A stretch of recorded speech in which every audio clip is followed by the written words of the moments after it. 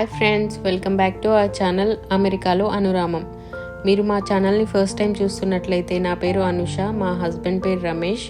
ఇంకా ఇంతకుముందు ఈ ఛానల్లో కొన్ని వీడియోలు చేశాను, ఒకసారి వెళ్ళి చూడండి. నచ్చితే కనుక సబ్స్క్రైబ్ చేసుకోండి. ఈరోజు నాకు చాలా స్పెషల్ అనమాట. ఎందుకంటే ఈరోజు నేను 1 year తర్వాత ఇండియాకి వెళ్తున్నాను. ఫ్యూచర్లో నేను ఎన్నిసార్లు ఇండియాకి వెళ్ళినా ఈ ట్రిప్ మాత్రం నాకు చాలా సూపర్ స్పెషల్ అండ్ ఎమోషనల్. ఎందుకంటే నేను 1 year తర్వాత మా అమ్మాయి తన్విని చూడబోతున్నాను.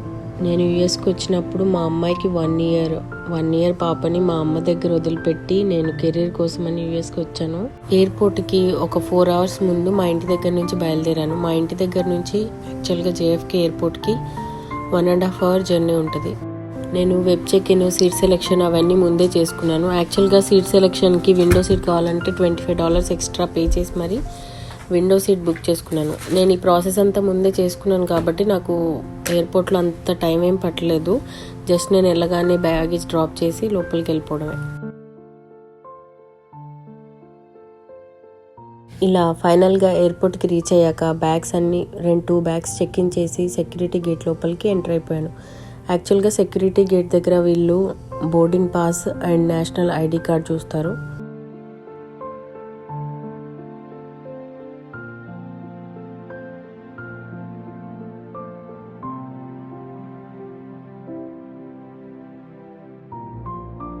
ఈథర్డ్ బుక్ చేసుకున్నాను. యాక్చువల్గా ఇది పీక్ టైం కాబట్టి నార్మల్గా అన్ని ఎయిర్లైన్స్లో కాస్ట్లు చాలా చాలా ఎక్కువగా ఉన్నాయి. చాలా సర్చ్ చేసిన తర్వాత ఈథర్డ్లో నాకు కొంచెం చీప్ అండ్ కాస్ట్ ఎఫెక్టివ్గా అనిపించింది. నాకు ఈ రౌండ్ ట్రిప్కి 1600 పడింది. ఈ పీక్ టైంలో ఇంత కాస్ట్కి రౌండ్ ట్రిప్ రావడం అంటే ఇట్స్ ఎఫెక్టివ్. అదే 1600 అంటే మన ఇండియన్ కరెన్సీలో 1,50,000 ఆల్మోస్ట్ ఎకనామిక్ లాస్.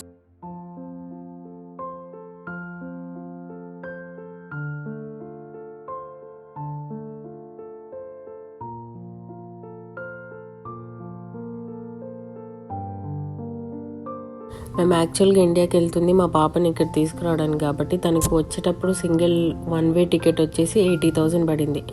తన ఏజ్ 2 years 3 months. యాక్చువల్గా 2 years దాటిన తర్వాత 1 day అయినా కానీ ఫుల్ టికెట్ తీసుకోవాలన్నమాట. 2 years ముందే అయితే టికెట్ ఉండదు.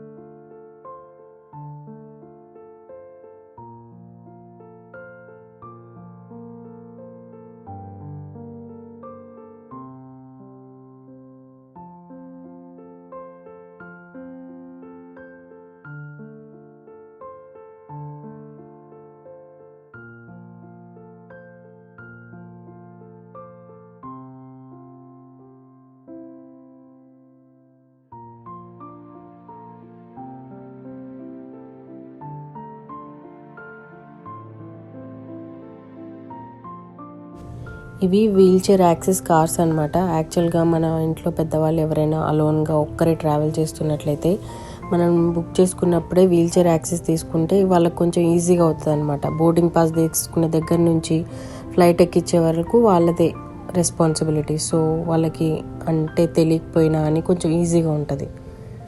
మధ్యలో లేఓవర్ ఉన్న టైంలో అలాంటి టైంలో కూడా వాళ్ళకి కొంచెం ఈజీ అవుతుంది అనమాట. ఫ్లైట్ చేంజ్ అవ్వడము అంటే కొంచెం కొత్తగా ఫస్ట్ టైం ట్రావెల్ చేసే వాళ్ళకి కొంచెం తెలియదు కదా, అప్పుడు వాళ్ళకి ఇది కొంచెం యూస్ఫుల్గా ఉంటుంది. ఇది చాలా లాంగ్ ఫ్లైట్ కాబట్టి దీంట్లో ఒక చిన్న కిట్ లాంటిది ఇచ్చారు. దీంట్లో హ్యాండ్ శానిటైజర్స్, శానిటైజింగ్ వైప్స్, చిన్న toothpaste, brush, sleeping mask, noise blockers అలాంటివన్నీ ఇచ్చారు. నా ఫ్లైట్ జర్నీ వచ్చేసి 15 hours అనమాట. మధ్యలో 2.5 hours లేఓవర్ ఇన్ అబుదాబి, తర్వాత అబుదాబి టు హైదరాబాద్ 4 hours, టోటల్గా 19 hours.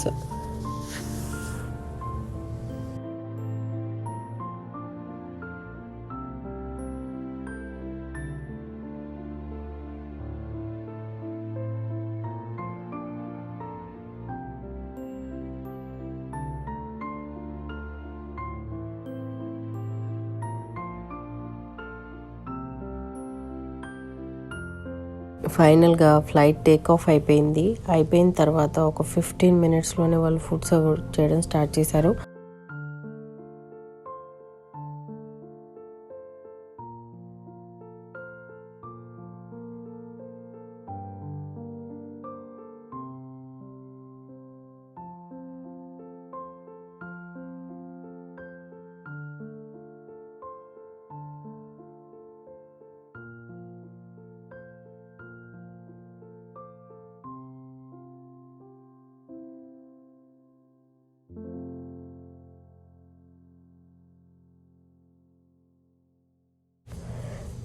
లంచ్లో chapati, biryani, chicken curry, sweet అవన్నీ ఇచ్చారు. నాకు ఫుడ్ అయితే బాగా నచ్చింది.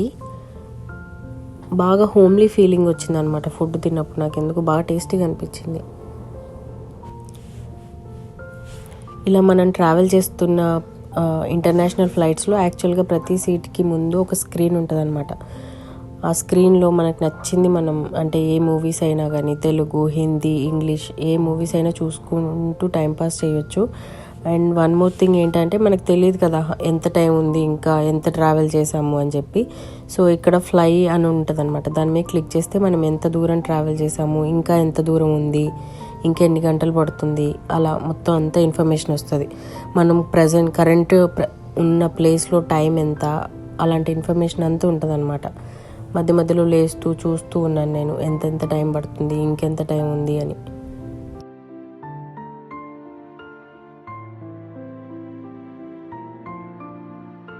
అబుదాబికి రీచ్ అయ్యే టైంలో మళ్ళీ వాళ్ళు నాకు మీల్స్ ప్రొవైడ్ చేశారు. దాంట్లో నాకు బిర్యానీ చాలా బాగా నచ్చింది.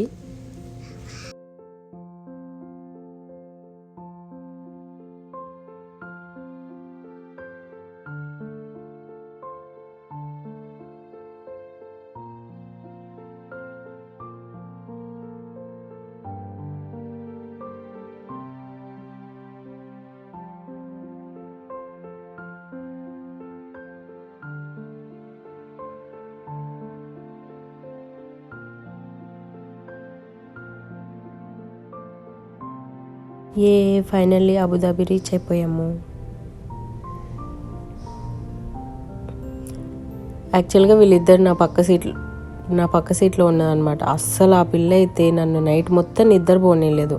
వాళ్ళ మమ్మీని లేపుతుంటే వాళ్ళ మమ్మీని నిద్రలో ఉండి పలకకపోతే నన్ను లేపి ఇదా అని చేయి అదా అని చేయి అని చెప్పి నన్ను పడుకోనేలేదు, పాప కూడా పడుకోలేదు. అబుదాబి ఎయిర్పోర్ట్లో దిగిన తర్వాత ఒక స్ట్రిక్ట్ చెకింగ్ ఉంటుంది అనమాట. మన దగ్గర ఉన్న క్యాబిన్ బ్యాగేజ్, మన దగ్గర ఉన్న గోల్డ్ ఇయర్ రింగ్స్, బ్యాంగిల్స్ అన్నీ చెక్ చేయాలి. అన్నీ మనం సెక్యూరిటీ దాంట్లో ఇవ్వాలన్నమాట. ఇది అబుదాబి ఎయిర్పోర్ట్. అబుదాబి ఎయిర్పోర్ట్లో చాలా షాపింగ్ చేయొచ్చు అనమాట. చాలా వాటిపైన డ్యూటీ ఫ్రీ ఉంది. యాక్చువల్గా చాలామంది గోల్డ్ పర్చేస్ చేస్తున్నారు. నేను చాక్లెట్స్ అవన్నీ గిఫ్ట్స్ అన్నీ నేను యూఎస్లోనే తీసుకున్నాను కాబట్టి జస్ట్ నేను విండో షాపింగ్ చేశాను అబుదాబిలో.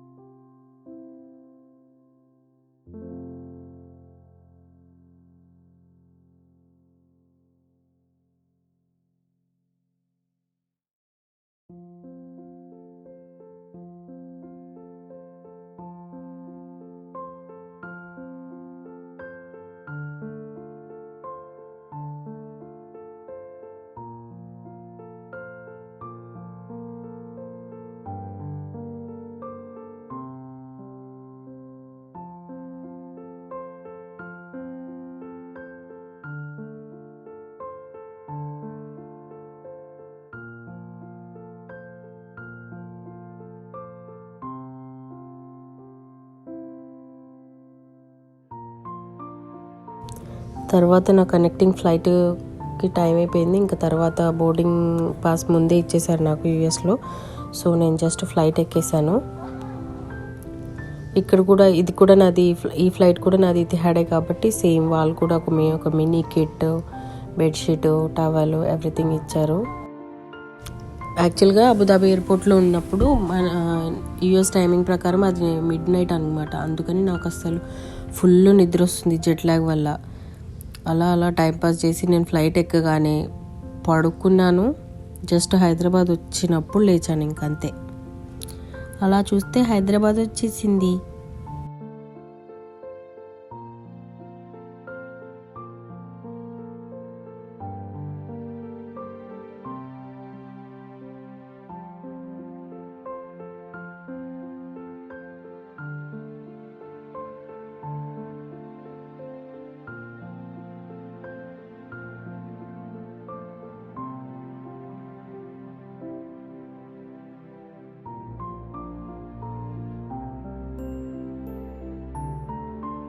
అస్సలు నేను ఎంత ఎగ్జైటింగ్ ఉన్నా అంటే ఎప్పుడెప్పుడు బయటికి వెళ్ళిపోదామా అని బ్యాగ్స్ కోసం చూస్తుంటే బ్యాగ్సే రాలేదు.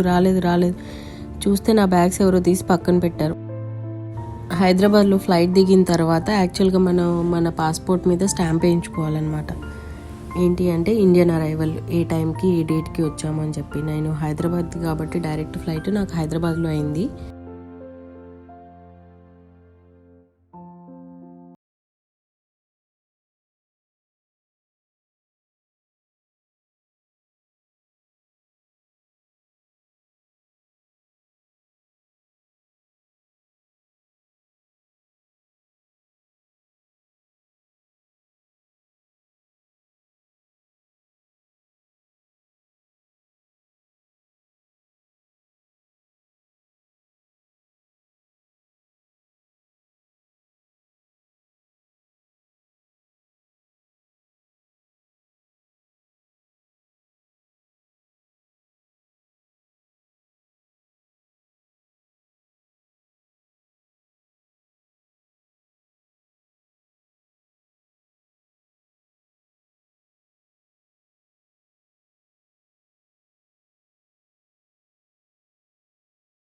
సరే పడుకో.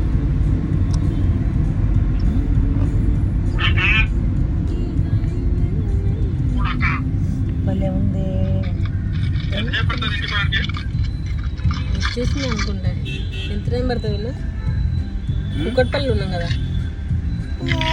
సెంట్రల్ దగ్గర ఉన్నాం. అమ్మో డాడీని భయపెట్టు. డాడీని ఎప్పుడు వస్తారు అడుగు.